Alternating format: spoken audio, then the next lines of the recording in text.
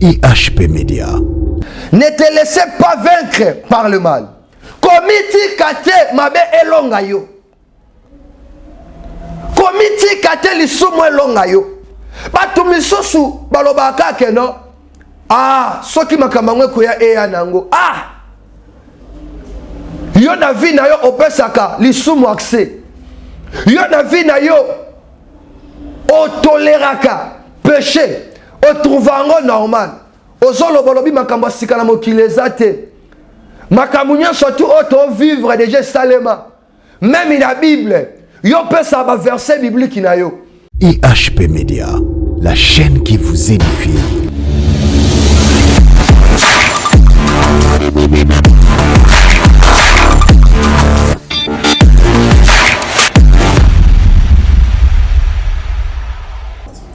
Shalom, très chers amis fidèles Internet, que Dieu vous bénisse abondamment. C'est votre humble serviteur, prophète Gilardin Luanga. Nzambe apambola bino.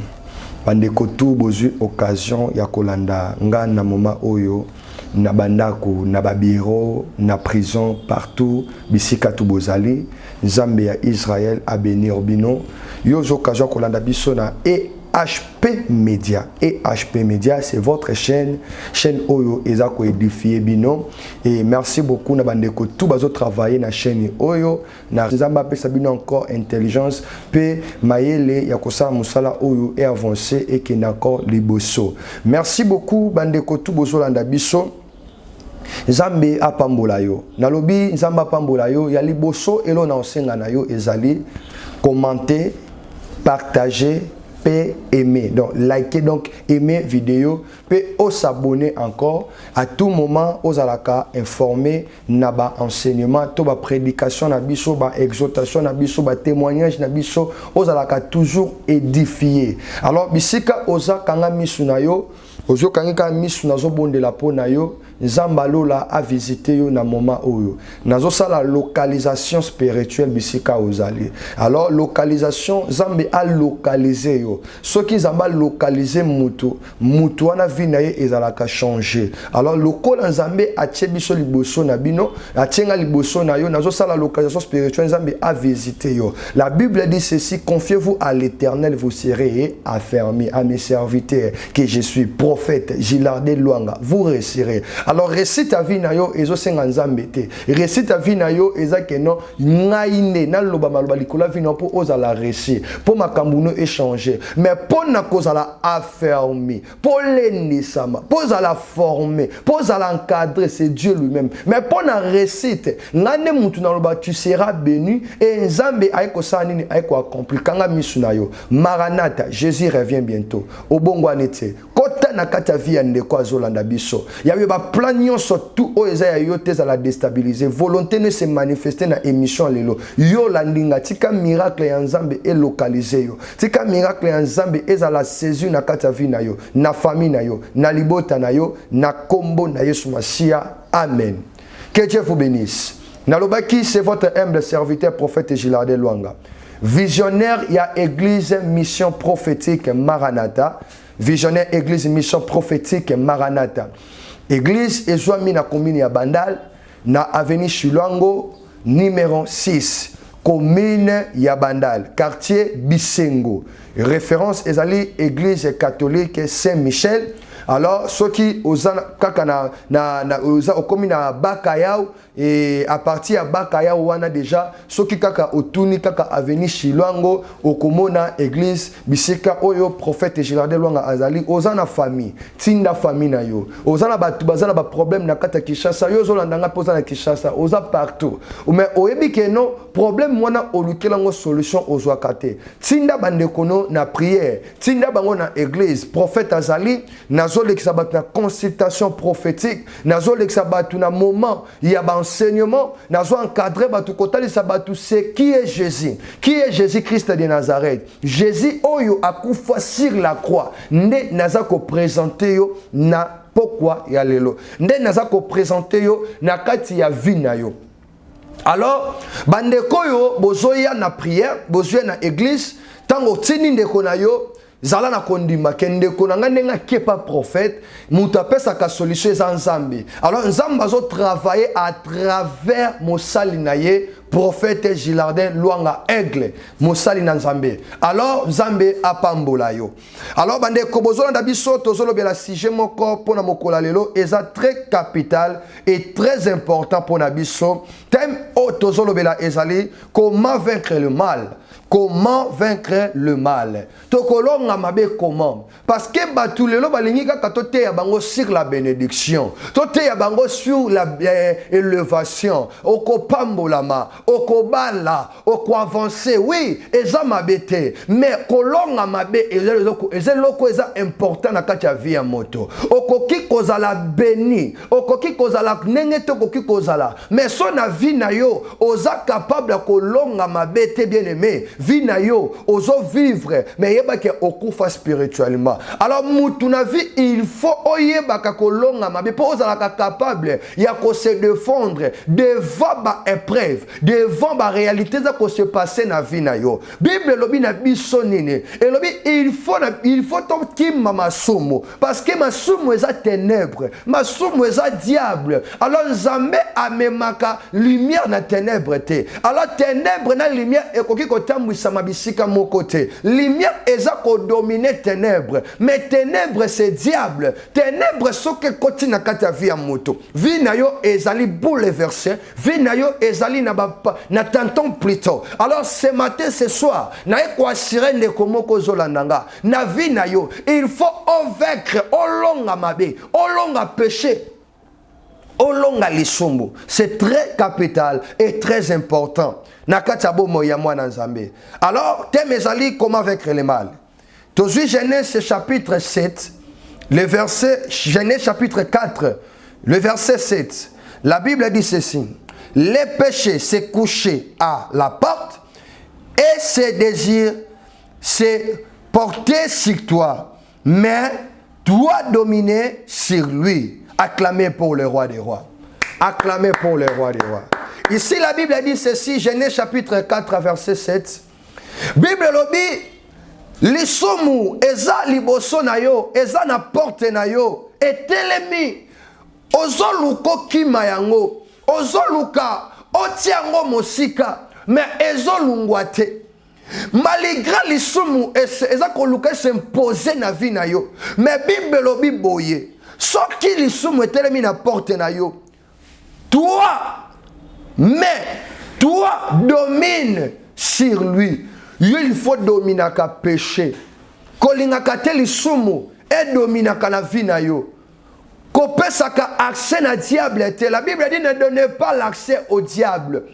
Parce que diable ayaka comme ma péché na kati ya vie ya moto. Diable alukaka porte d'entrée.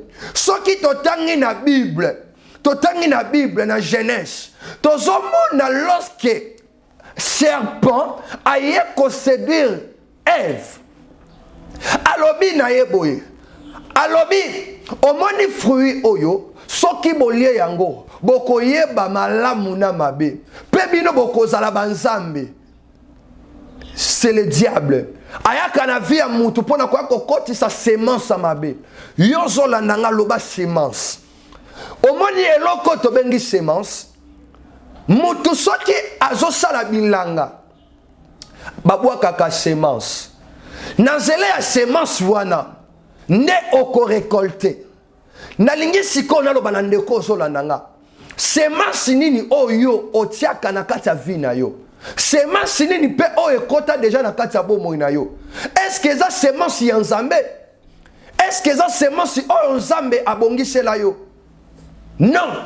Yango zomona makambu no ezo marché te. Yango zomona makambu no ezo ko évoluer te. Parce que okoti sa semence mabe. Lorsque Ève ayokaki voix ya serpent, les jours là péché ekotaki. Pe mukolo wana nzambe balobi nzamba se retiraki. Gloire ya nzambe lungwaki likolo ya Adam et Ève. Des fois na vie na yo le diable azoye pona ko séduire yo. Yo zomona ngo malamu. Oza na kati ya vie ya masanga. Oza na kati ya vie ya escroquerie. Oza na kati ya vie ya kindumba, oza na kati ya vie, ya mabe, ya ba pratique ya mabe. Laisse-moi te dire une chose ce soir. Il faut dominer l'ikolo ya péché na vie na yo. Il faut dominer l'ikolo ba fausse pratique. Parce que ba pratique wana elungolaka gloire nzambe na kati ya vie ya moto. Naza na besoin gloire ya nzambe za na kati ya vie na yo. Gloire ya nzambe ekita na kati ya bomoi na yo. O comprendre ba réalité mususu. O eza ko se passer na kati ya vie na yo. Ce qui mouto comprendre la réalité, il y a vie na ye. Yaya, au cause de décision, il y a ko bondela. Au cause de décision, il y a ko zoa vie au sérieux. Tosi Romains chapitre 12. Romains chapitre 12 verset 21. Romains chapitre 12 le verset 21. Chapitre 12 verset 21. La Bible dit ceci. Ne te laissez pas vaincre par le mal. Komiti kate mabe elonga yo. Komiti kate lisumu elonga yo. Batu misusu balobaka ke no.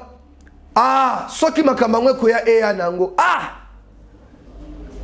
Yo na vi na yo opesaka lisumu accès. Yo na vi na yo otoleraka péché. Otrouvango normal. Ozolo bolobi makambo sikala mokile zate. Makambo nyonso oto vivre déjà salema. Même in la Bible, yo pesa ba verset biblique na yo. Oloba makambo oyo ozoloba. Bien-aimé dans le Seigneur, toloba makambo Bible zoloba, to fonda makambo te. Bible lobi ne te laissez pas vaincre par le mal.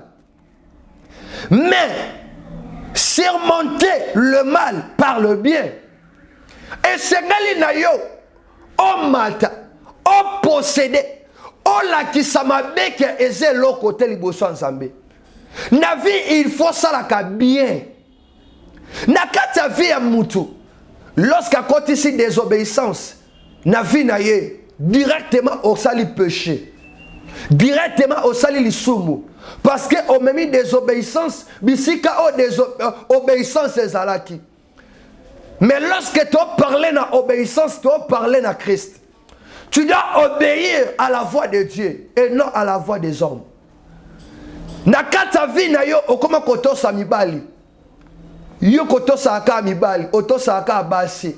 Otosa aka batu ya famille na yo, motosa nzambe te. Pourquoi lisumu ezo demeurer na vi na yo? Pourquoi péché et la tinzoto na kata bomo na yo? Moutozo vivre na péché. Présence ensemble zakati na yete. Tikana lobane lo komo quoi? Bozo bonde la bozo de solution parce que péché ça na katanda kuna yo. Bozo bonde la bozo de solution parce que les soumweza na kata famille na yo. Les soumwe comment elo comment ko ya normal na kata vie na yo. O comment ko trouver péché normal.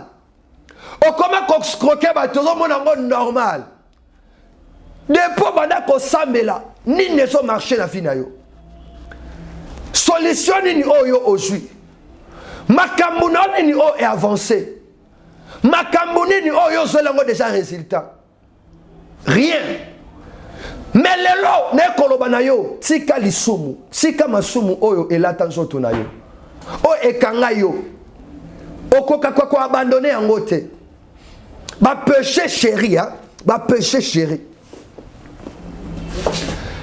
Des fois la vie na yo o comment kosala ba pratique moko ya komi sepelisa masturbation. Donc kosala ba pratique komi tchami sapi.